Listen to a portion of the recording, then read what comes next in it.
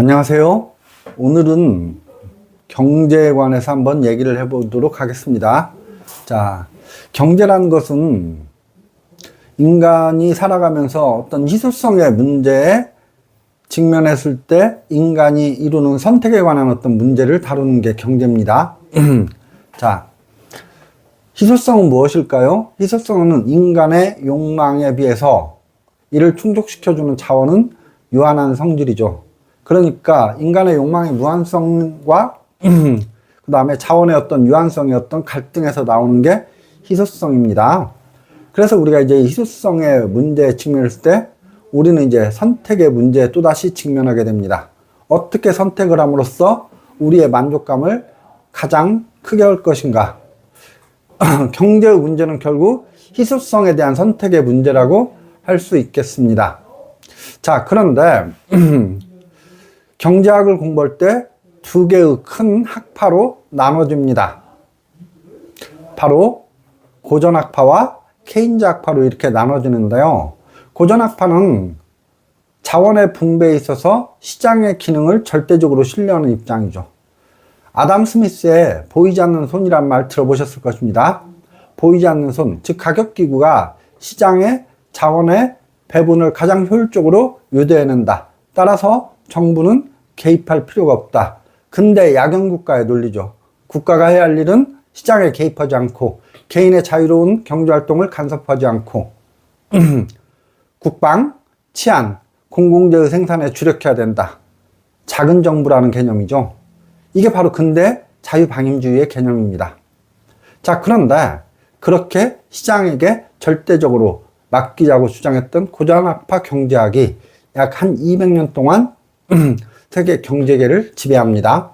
자, 그러다가 고전학파 경제학의 논리가 전혀 먹히지 않는 시점이 나타납니다. 바로 대공황 때입니다. 자, 시장이 가격기구를 통해서 자원의 효율적 배분을 언제나 유도한다고 했지만 대공황 시기에는 그것이 작동하지 않습니다. 여기에서 바로 이제 시장의 실패가 나타납니다. 시장의 실패는 자원의 효율적 배분에 실패했을 때를 시장의 실패라고 합니다. 보통 독점이나 외부성이나 공공재 생산의 문제나 정보의 비대칭에서 시장의 실패가 발생합니다.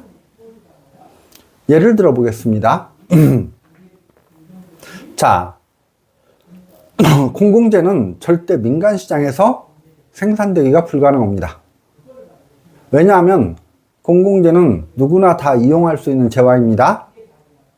누구나 다 이용할 수 있는 재화를 개인이 사적인 비용을 들여서 만들 필요가 없겠죠. 예를 들면 제 방이 붕괴가 됐는데 겨울이라 괜찮습니다. 그런데 여름이 되면 비가 많이 와서 제 방에 물이 넘쳤을 때 마을이 홍수가 나겠죠. 자, 그것을 A라는 사람한테 마을 사람들을 위해서 네가 시멘트를 사서 저 제 방을 메꾸어라. 그 사람이 그것을 절대 할 리가 없겠죠. 어느 누구도 안 합니다. 왜? 인센티브가 발생하지 않으니까. 이때 국가가 그 제방을 막아주는 역할을 하고 국민의 세금을 통해서 그 비용을 보전하면 그것은 합리적인 방식이라고 할 수 있겠습니다. 이처럼 공공재 생산의 문제에 있어서 시장의 실패는 언제나 발생합니다. 그러니까 공공재 생산의 주체는 언제나 정부가 되는 것이죠. 이렇게 시장의 실패가 발생한 네 가지의 경우 정보의 비대칭이랄지 독점이랄지 외부성의 문제랄지 공공재 생산의 문제 이런 데서는 정부가 일시적으로 개입을 합니다. 맹큐의 경제학이라는 책을 보면은 이런 말이 나옵니다. Markets are usually a good way to organize economic activity. 시장은 일반적으로 자원을 배분하기 좋은 수단이다. 시장은 일반적으로 경제활동을 조직하기에 좋은 수단이다. 자, 그런데 여기에서 빈도부사 usually란 말에 주목을 해볼 필요가 있습니다. always가 아닙니다. 시장이 언제나 경제활동을 조직하기에 훌륭한 수단이 아니라는 거죠. 때때로는 시장은 경제활동을 조직하는데 실패하는 경우가 있습니다. 이것이 바로 시장의 실패겠죠. 이때 정부가 개입을 합니다. 그래서 맨큐의 경제학에서는 다음과 같은 말도 나옵니다. Government can sometimes improve market outcome. 때때로 정부가 시장의 성과를 개선하기도 한다. 바로 시장의 실패가 발생했을 때입니다. 자, 케인즈 경제학은 바로 이즘에 출연합니다.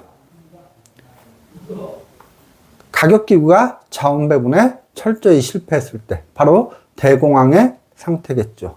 이때 케인즈는 정부의 개입을 통해서 이 문제를 해결할 수 있다고 주장을 하는 겁니다. 가격이 떨어져도 고전학파의 경제학의 논리에 하면 가격이 떨어지면 떨어진 가격을 보고 새로운 수요자들이 들어와서 언제나 시장은 균형을 맞춘다.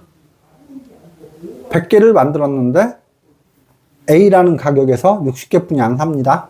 40개가 남죠. 그러면 가격은 신축적으로 반응해서 더 떨어집니다.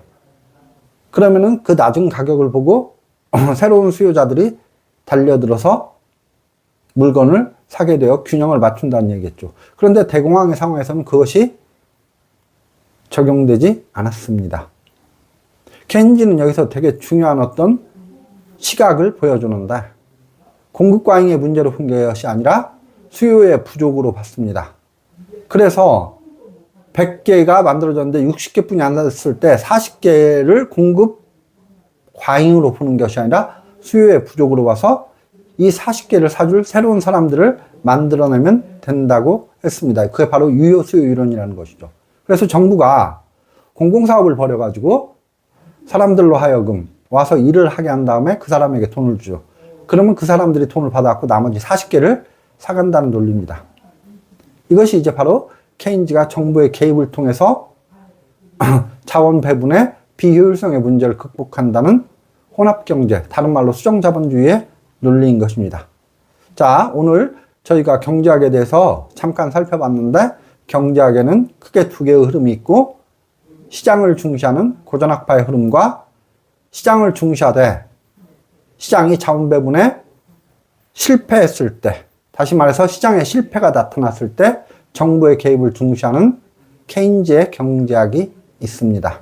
이렇게 고전학파 경제학과 케인즈의 경제학을 잠깐 살펴보았습니다. 감사합니다.